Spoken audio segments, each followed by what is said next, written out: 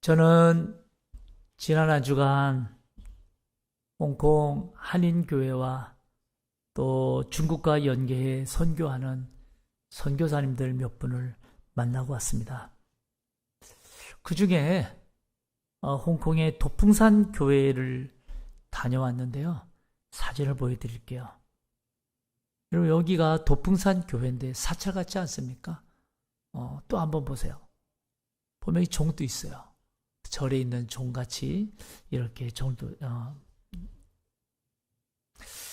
구불구불한 산길을 한참 올라갔는데 도착한 곳은 조금 전에 사진을 봤던 것처럼 영락없이 사찰 같아 보였어요. 그런데 그곳이 사찰이 아니라 교회라는 거예요. 이게 어떻게 교회일까? 알고 보니까 1903년에 노르웨이 선교협회에서 라이헬트 선교사님이라는 분이 계시는데요.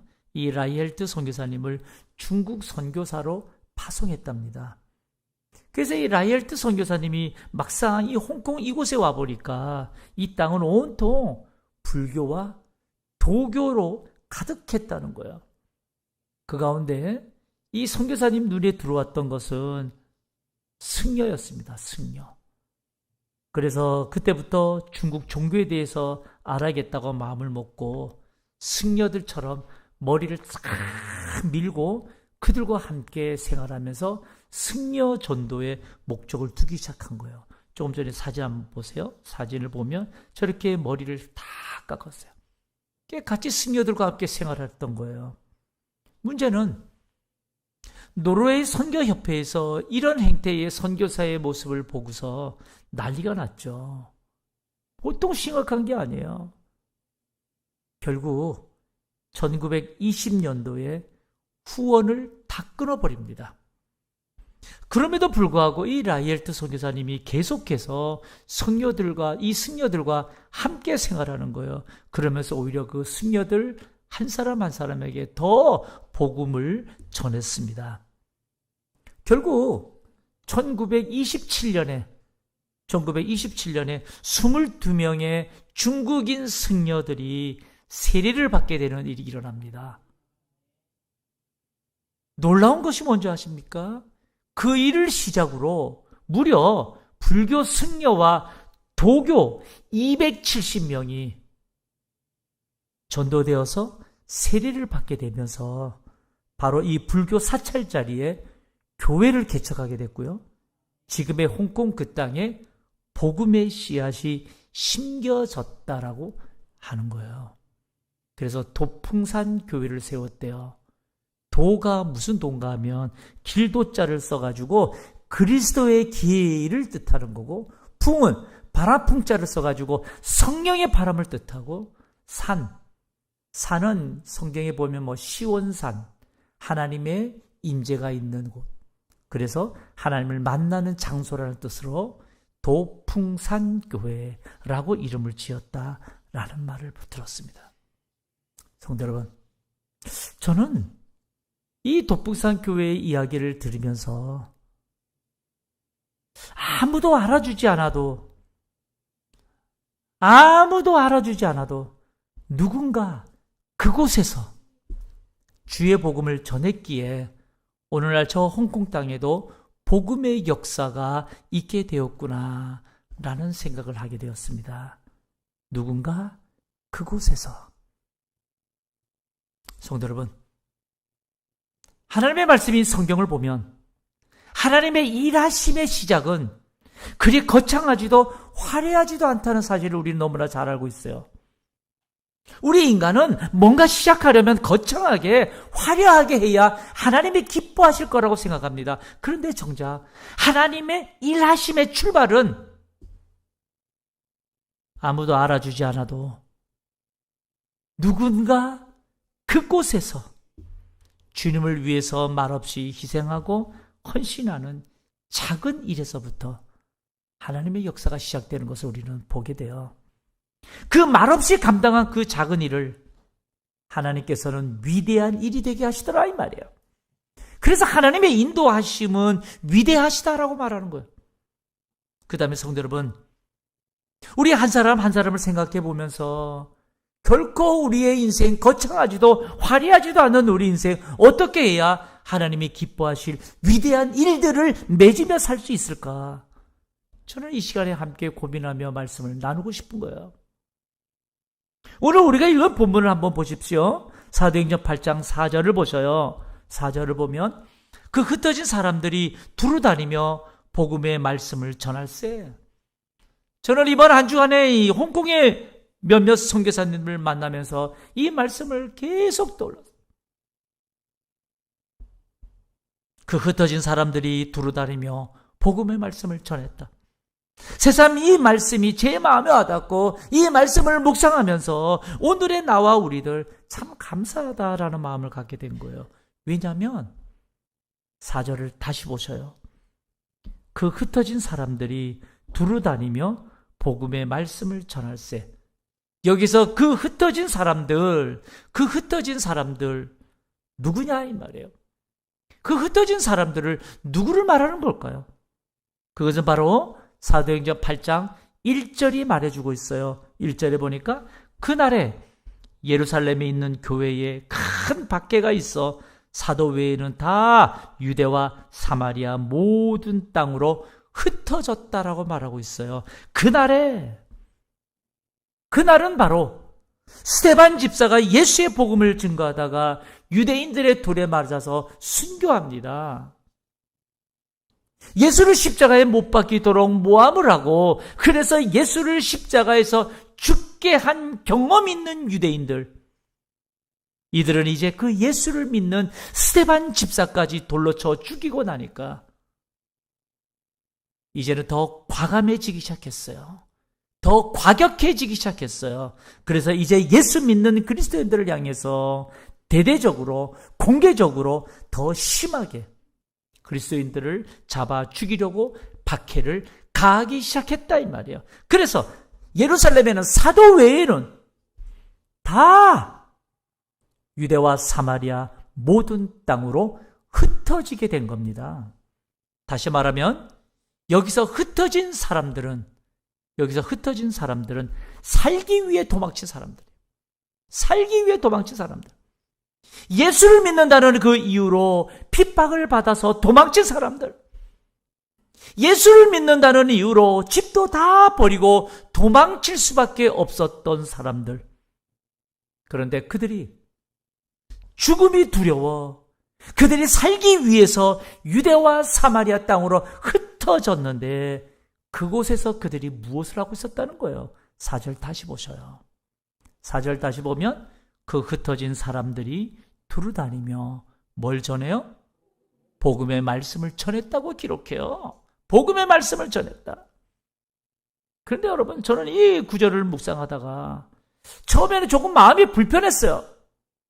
왜냐하면 만약 예수 믿는다는 이유로 핍박을 받고 그래서 살기 위해서 도망친 인생이라면 대부분 도망친 그곳에서 쥐 죽은 듯 조용히 살지 않을까요? 예수 믿는 것 때문에 불이익을 받고 심지어 가진 거 다 빼앗기는 삶의 환경이라면 더더욱 예수 믿는다는 사실 숨기며 살지 않을까요? 그런데 이상하게도 흩어진 그들은 그곳에서 또 무엇을 하고 있는가 하면 주님의 말씀을, 복음의 말씀을 전하고 있었다 이 말이에요. 그러니 왜 이렇게 미련하게 살지? 꼭 이렇게 살아야 되나?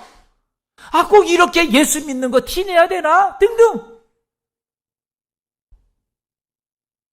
아니 요즘 시대라면 아마도 더더욱 자기 자신을 노출시키지 않은 채 아마도 옆 사람도 전혀 내가 교회 다니거나 예수 믿는다는 사실을 모른 채 숨기면서 살고 있을지 몰라요. 굳이 이렇게 살아야 되나? 괜히 마음이 불편한 거예요. 그런데 성도 여러분, 오늘 우리가 읽었던 본문 4절 다시 보셔요. 다시 보면 4절에 그 흩어진 사람들이 두루다니며 복음의 말씀을 전할세. 여러분, 이들이 이렇게까지 흩어졌어도 그곳에서 주의 말씀을 전했기에 어떤 일이 일어나느냐? 14절. 14절에 보면 예루살렘에 있는 사도들이 사마리아도 하나님의 말씀을 받았다함을 듣고 베드로와 요한을 보냈다라는 이 기록이 있어요.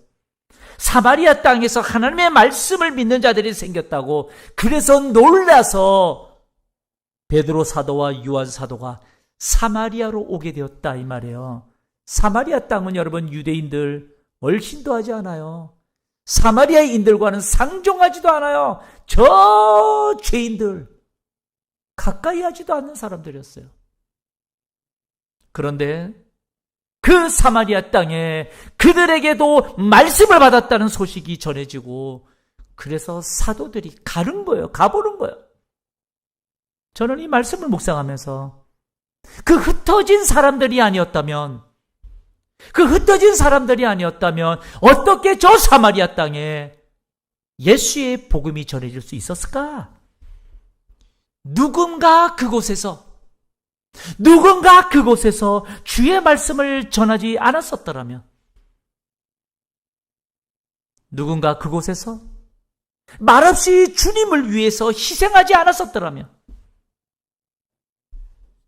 오늘의 내가 어떻게 있을 수 있었을까라고 제 자신을 향해 질문하게 되는 거예요. 저 역시 어렸을 때를 생각해 보면 저를 신앙으로 가르쳐준 교회 선생님들이 계셨고요. 전도사님들이 계셨고 목사님들이 계셨어요. 교회에서 말썽 피우면 어떻게 하든지 달래서 말씀으로 가르쳤고, 혹이라도 교회에 빠지기라도 하면 그냥 내버려 두지 않았어요. 누군가가 거기서 아무리 힘들어도 낙심이 돼도 한 영혼을 향해서 그 누군가 그곳에서 헌신하고 그 일들을 감당했기 때문에, 그래서 오늘의 내가 있지 않았을까라는 생각이 드는 거예요. 그리고 보니 그 흩어진 자들이 흩어진 그곳에서 복음을 전할 때 정작 그 불모지 사마리아 땅에 복음을 듣게 된 자들 속에 그곳에 내가 있지 않았을까? 갑자기 제 자신이라는 생각이 드는 거예요. 그렇다면 저는 주님의 은혜의 수혜자예요. 누군가 그곳에서 희생하고 헌신하며 감내했던 그 복음의 증거로 인해서 내가 그걸 듣고 예수를 믿게 된, 나는 누군가 그곳에서 헌신했던 그들의 은혜의 수혜자예요. 여러분들은 어떻게 예수 믿게 되었습니까? 여러분들은 주님의 은혜의 수혜자들 아닐까요? 누군가 그곳에서, 누군가 여러분들을 위해서 울며 기도했고, 울며 헌신했고, 울며 섬겨 주었기에, 그들의 작은 기도로, 그들의 작은 헌신일지라도, 그들의 작은 섬김일지라도 오늘 저와 여러분 이렇게 마음껏 자유롭게 믿음 생활할 수 있게 된 것 아닐까 라는 생각을 하게 되었습니다. 성도 여러분, 하나님의 일하심의 시작은 그리 거창하지도 화려하지도 않아요.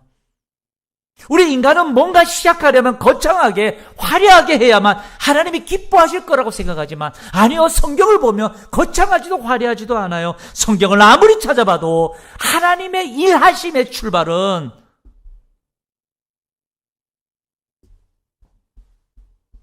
아무도 알아주지 않아도 누군가 그곳에서 말없이 주님을 위해서 헌신하는 그 작은 일로부터 시작되더라 이 말이에요.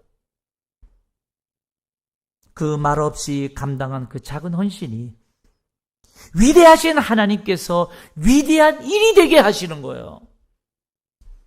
이사야 6장 8절을 보세요.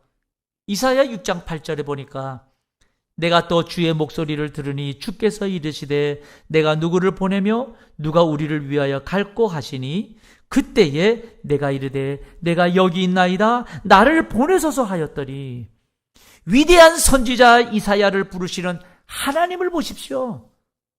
다른 게 없어요. 내가 누구를 보내며 누가 우리를 위하여 갈고, 주님께서 원하시는 그 일에 보낼 만한 사람이 없는 시대였어요. 그래서 주님이 한탄하셨던 거예요. 내가 누구를 보내며 누가 우리를 위해서 갈고. 그런데 그때 이사야가 무엇을 고백해요? 내가 여기 있나이다. 나를 보내소서. 여러분, 지금 하나님으로부터 보냄을 받는 이 일은 거창하지도 않아요. 무슨 화려하지도 않아요. 그런데 누군가 거기에서 그저 말없이 주의 말씀에 순종할 때, 내가 여기 있나이다. 나를 보내소서. 그 말없이 행했던 작은 순종이 위대한 선지자 이사야의 위대한 사역을 낳게 되었다, 이 말이에요. 모두가 예수를 십자가에 못 박아 죽이라고 할 때에 우리 예수님 저 골고다 언덕 십자가 위에서 못 박히신 채 성부 하나님 아버지를 향한 작은 그 순종하심으로 대속제물 되어주고 계셨던 거예요. 그 예수님의 순종이, 그 예수님의 작은 희생이 인간의 죄 용서함의 길을 열어놓아 주셨고, 오늘 우리들에게 하나님의 자녀, 영원한 생명을 주셨다는 것이죠. 이것이 하나님의 일하심의 방법이다, 이 말이에요. 그렇다면 성도 여러분, 누군가 거기에서 말없이 헌신하고 희생하는 작은 일들, 누군가 거기에서 그 누군가가 저와 여러분이 되시길 주님의 이름으로 축복합니다. 주님을 위해서 그 누군가 섬겨야 할 거라면 그 누군가가 내가 되면 어떨까요? 교회를 위해서 그 누군가 헌신해야 한다면 그 누군가가 바로 우리가 되면 어떨까요? 예수를 모르는 그런 영혼을 위해서 저들에게 복음을 전하기를 원하신다면 그 전해야 할 누군가가 바로 저와 여러분이 되면 어떨까, 이 말이에요. 하나님의 일하심의 방법은 섬기고 헌신하며 희생하는 그 누군가 거기에서 행하는 작은 일로 말미암아 하나님이 인도하시고 하나님이 그 일을 사용하시고 하나님이 오히려 그 작은 일을 통해서 놀라운 일이 되게 하신다는 사실 믿는 여러분 되시길 주님의 이름으로 축복합니다.